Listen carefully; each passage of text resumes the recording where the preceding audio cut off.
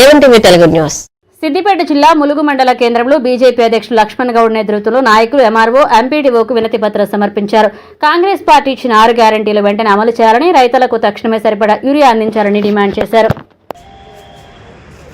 2000 ఆ రోజు గత ప్రభుత్వం 2000 ఇస్తే మేము 4000 ఇస్తా అని చెప్పి కాంగ్రెస్ ప్రభుత్వం 4000 ఇస్తా అని చెప్పి ఇప్పటి వరకు హామీ నిలవించుకోలేదు.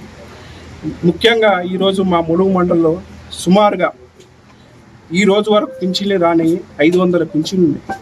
గ్రామాన్న పాత పింఛన్లు 2000 పింఛన్లకు రాని పింఛన్లు. ఉదాహరణకి ఇప్పుడు మా మండలానికి సంబంధించి ఆ 2000 పింఛన్ ఇట్లా సైట్ ఓపెన్ అవుతారని చెప్పారు. ఇంతకుముందుకు ఎంపీడీఓ గారు కలిస్తే పెండింగ్ ఉన్నాయి 483 పింఛన్లు పెండింగ్ ఉన్నాయని చెప్పింది. గత ప్రభుత్వము 2023లో అప్పటి నుంచి ఇప్పటివరకు సైట్ ఓపెన్ అవుతలేదు. దానికి సంబంధించి ఇప్పటివరకు కొత్త పింఛన్లు రాలేదు. ప్రభుత్వము తక్షణమే ఈ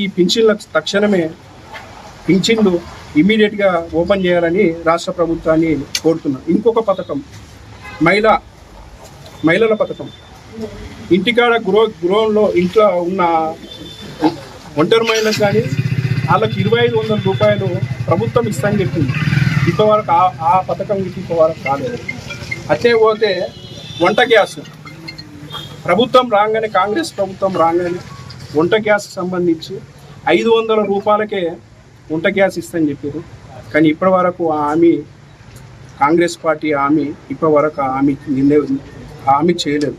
రైతులకు తక్షణమే మీరు కాంగ్రెస్ ప్రభుత్వం వస్తే 15,000 రూపాయలు ఇస్తా అని చెప్పి రైతులను మోసం చేసి అప్పుడు ఉన్న ప్రభుత్వము